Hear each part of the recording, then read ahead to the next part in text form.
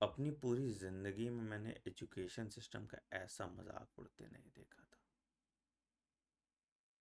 मतलब आप समझो कि दुनिया का one of the most prestigious exam, NEET PG का एग्जाम, जिससे हमारे देश के जो क्रम्बलिंग हेल्थ केयर सिस्टम है, जहाँ पे डॉक्टर्स की इतनी कमी है, वहाँ पे ढंग के डॉक्टर्स बनेंगे। और उस एग्ज़ाम को आप ढंग से नहीं कंडक्ट करा सकते। नीट पीजी, अगर आप लोग पढ़े लिखे होते तो आपको समझ आता कि नीट पीजी में 19 सब्जेक्ट की तैयारी करनी होती है। हमें एक एक दिन का मार्कअप बच्चों को देना पड़ता है कि कैसे इतना कंटेंट आप अपने दिमाग में क्यूमुलेट कर पाओ। बच्चे 14 घंटे 16 घंटे पूरे साल लाइब्रेरी में घिसते रहते हैं और तब जाके वो एग्ज़ाम देके एक डिसेंट सीट एक्सपेक्ट करते हैं। कल हमने फाइनल टेस्ट लेके बच्चों का उनको कुछ टिप्स दिए, उनको बेस्ट ऑफ लक विश किया, और उसके बाद मैं शाम में घूमने चला गया। एंड रात के 10 बजे, 10 घंटे एग्ज़ाम के पहले से आप पेपर पोस्टपोन कर दोगे और बोलोगे प्रिकॉशनरी मेजर पे हमने एग्ज़ाम कैंसिल कर दिया। पूरे साल की मेहनत पे बच्चों की आप धज्जी उड़ा दोगे।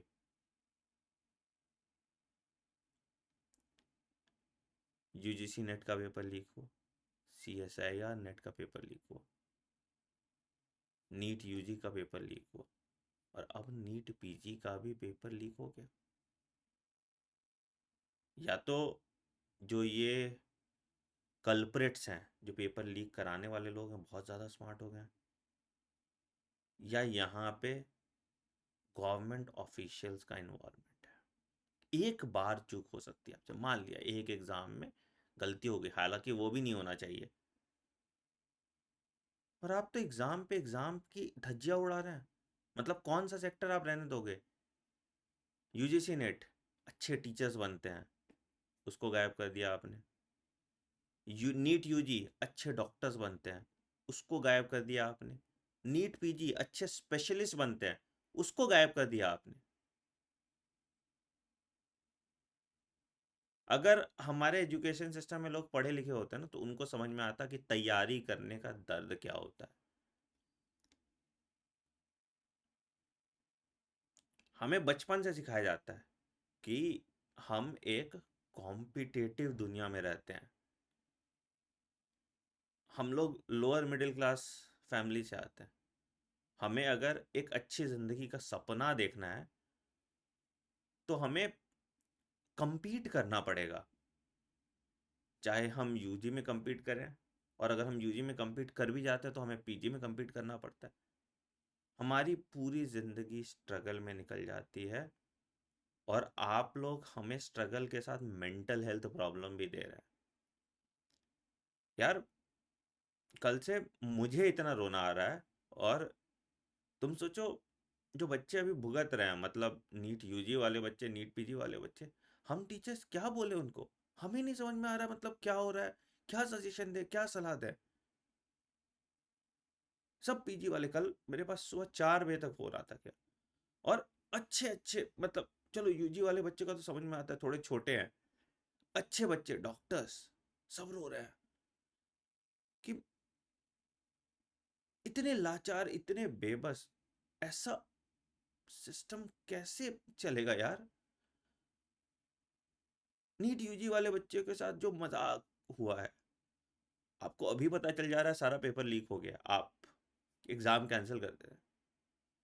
नीट यूजी में अगर आपने अपनी गलती मान ली रहती और रिजल्ट आने से पहले एग्जाम को कैंसिल कर दिया होता, फिर भी बच्चों का दिमाग शांत रहता।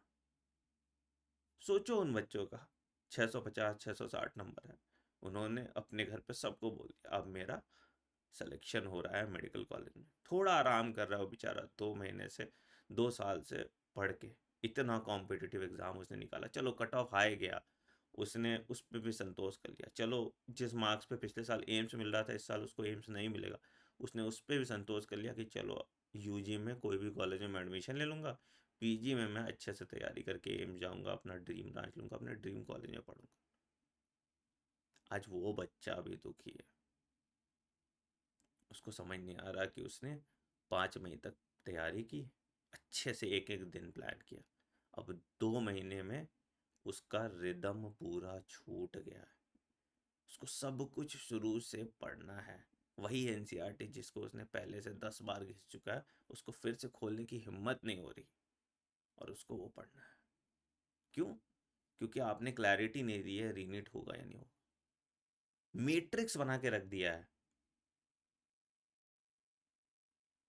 आप सब कर रहे हो, आप सीबीआई जांच करा रहे हो, एनटीए के डायरेक्टर बदल रहे हो, अगर आप ये सब कर रहे हो तो मतलब कुछ तो था ना अंदर। क्यों नहीं अपनी गलती एक्सेप्ट करते और बताते हो खुले में आके क्या हुआ? एक बार क्लियर सब कुछ बता दो। पहले बोलोगे कि बहुत अच्छे से एग्जाम कंडक्ट कराया, कुछ नहीं हुआ। फिर बोलोगे कि 1563 स्टूडेंट के को सिर्फ ग्रेस मार्क्स दिया, कोई पेपर लीक नहीं हुआ, आपके प्रेस रिलीज में लिखा हुआ है। फिर बोलोगे कि प्रेस पेपर लीक तो बस बिहार और गोधरा में, बाकी सब जगह एकदम अच्छे से एग्जाम कंडक्ट हुआ। कट ऑफ क्यों बढ़ गया? क्योंकि आपका सिलेबस रिड्यूस हो गया, बच्चे का एवरेज इंटेलिजेंस रातों रात बढ़ गया, आप जन्म गुट्टी पिला रहे हो बच्चे को। सब एग्जाम का धज्जी उड़ा के रख दिया यार, मतलब क्या पढ़ेगा इस देश में वो इंसान, और क्या करेगा? अमीर अमीर होते जाएंगे, गरीब गरीब होता जाएगा।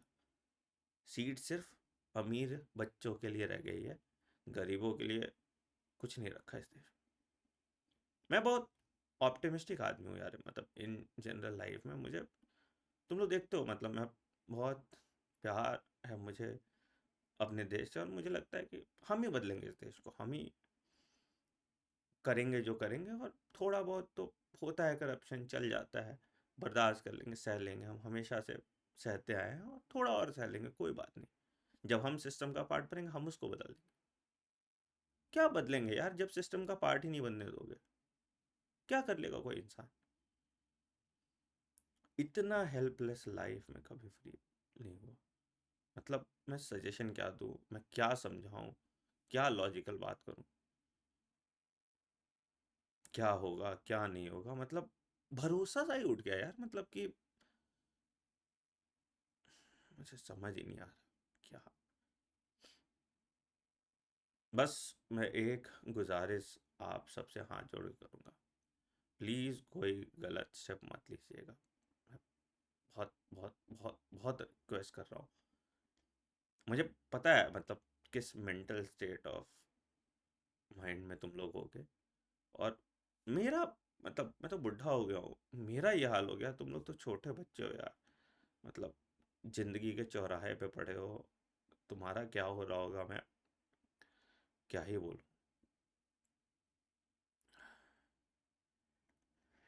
मुझे सजेशन भी नहीं दे सकता मैं अब कुछ आपको, मतलब कि ये कर लो, ऐसे कर लो, वैसे कर लो, ऑप्शन ही नहीं समझ आ रहा, मतलब लिटरली कुछ समझ नहीं आ रहा। अगर तुम लोगों को समझ आ रहा और मैं किसी भी तरह से तुम लोगों की मदद कर सकता, कुछ भी हो, I am willing to do that. Please अपने मेंटल हेल्थ का ख्याल रखना। मैं पेरेंट्स से भी रिक्वेस्ट करूँगा, प्लीज़ बच्चों का इस मुसीबत की घड़ी में साथ दीजिए, और थोड़ा ब्रेक ले लो सब लोग सोशल मीडिया से भी, केओस से भी, और कहीं 1-2 दिन शांति से चले जाओ। This is too much to take for anyone. I hope आप मेरी बात समझ पाए। Thank you.